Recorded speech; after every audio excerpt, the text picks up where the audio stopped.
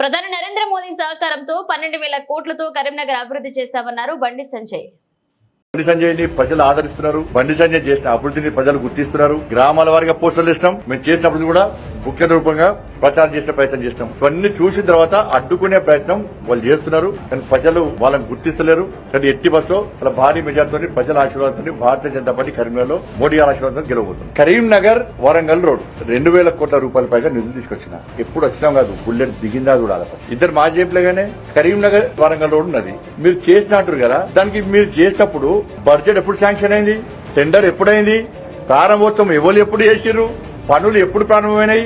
నరేంద్ర మోడీ గారు వరంగల్ నుంచి మొన్న ప్రారంభించారు. ఎప్పుడు ప్రారంభిస్తారు నరేంద్ర మోడీ గారు?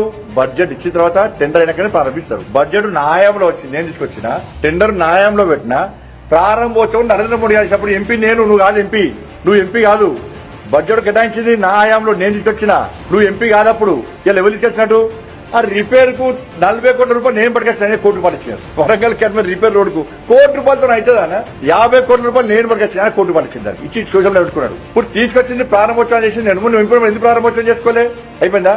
సిద్దిపేట ఎలుక తుర్తి రోడ్డు నరేంద్ర మోడీ గారు నామూడలో ప్రారంభం చేశారు. బడ్జెట్ నేనున్నప్పుడు కేటాయించుకున్నా, టెండర్ నేనున్నప్పుడు పెట్టించుకున్నా. ప్రారంభోత్సవం నా హయాంలో నరేంద్ర మోడీ గారు ప్రారంభించారు. నువ్వు చేసినట్టు అది కరీంనగర్ ఆర్ఓబి 154 కోట్ల రూపాయలను సేతు బంధన్ స్కీమ్ సంవత్సరం క్రితం వచ్చింది. సంవత్సరం క్రితం ఎంపీ ఎవరే? నేనే కదా. అది కూడా ఆయన తీసుకొచ్చిందట. కరీంనగర్ జగిత్యాలలోడు ఎప్పుడు బడ్జెట్ శాంక్షన్ అయింది? నేను శాంక్షన్ చేసి. మరి ఈ ఇద్దరు మాజీ ఎంపీలు ఎప్పుడన్నా మీరు అభివృద్ధి చేస్తే మీ హయాంలో ఎప్పుడన్నా ప్రధానమంత్రి గారిని తీసుకొచ్చి ఈ పార్లమెంట్ నియోజకవర్గంలో ఎప్పుడైనా అభివృద్ధి పనులు ప్రారంభించా చేసిండ్రా? చెప్పుర్రి. మరి నేను తీసుకొచ్చిన ప్రారంభోత్సవాలు చేసిన. మరి మీరు చేస్తాడా? నేను చేస్తాడు అభివృద్ధి. మీరు చేస్తాడా? నేను చేస్తాడా? మీరు ఏం చేసారో చెప్పండి చెప్తలేరు. నేను చేసేది పక్క బాగా చెప్తున్నా. మీరు ఏం చేసారో చెప్పండి చెప్తలేరు. కానీ చేసింది నేను, చెప్పుకునేది వాళ్ళు. శ్వేతపత్రం బుక్లెటే కొట్టించింది నేను.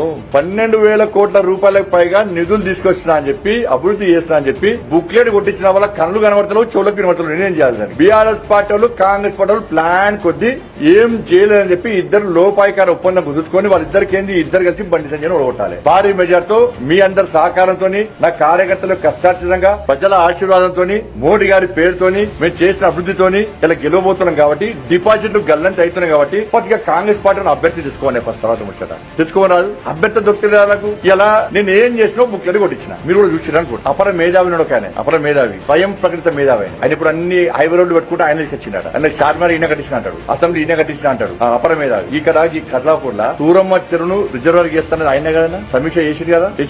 204 కోట్ల రూపాయలతో నిధులు కేటాయించి భూమి పూజ చేసిరు కదా. దాంతో ఏమన్నాడు? మేడిపల్లి, కద్లాపూర్, రుద్రంగి, భీమారం. అంతేగానే దాదాపు